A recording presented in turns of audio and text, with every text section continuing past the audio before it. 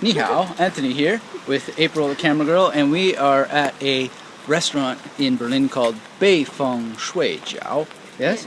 That means northern dumplings.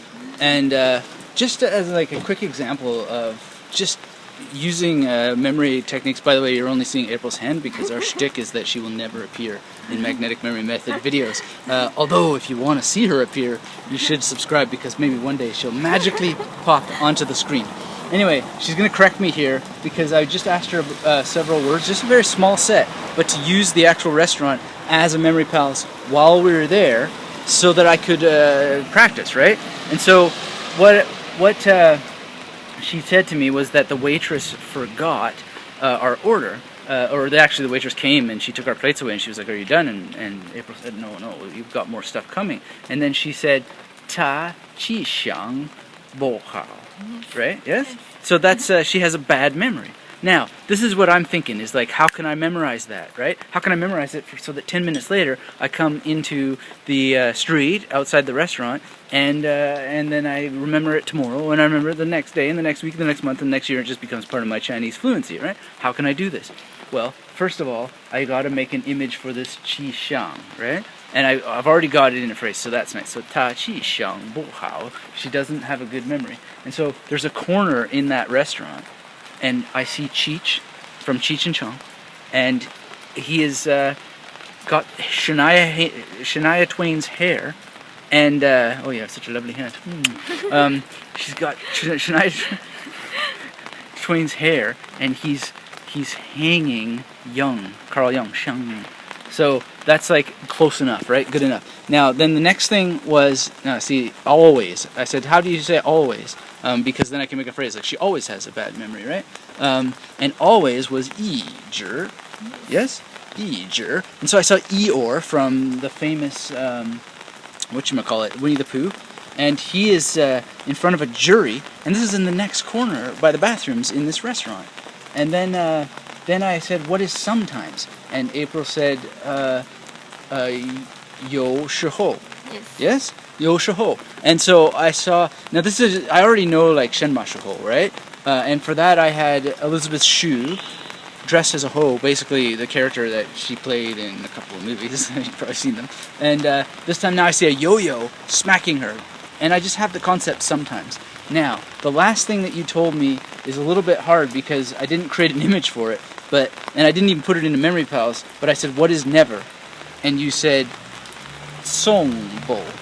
Yes, okay. Now, I was thinking, how am I going to make a thing of this? And then I was like, I got to have someone singing a song or whatever, and it's got to have this song. And incidentally, just so that you get a picture of how to do this, you can do it in your mind mentally, and I do it a lot mentally, but what makes it a lot easier and faster and smarter is to make a quick drawing of the memory palace. And in this case I didn't make a quick drawing of the memory palace, but actually write down in a snakeskin notebook. It specifically has to be a snakeskin notebook or else it won't work. No, any notebook will do. But I have this, and I just made up my own pinyin, so I don't know what the pinyin should be officially, but I just wrote down quickly my own spelling of what those words were, and then I even wrote down like just these little notes, Cheech and Chong, and I'm keeping in my mind where it is. But ideally I would have taken just a quick second to actually draw the memory palace. But you see how this works? It's so simple. And now I'm going to pester poor April all the way home, and oh, look at that hand.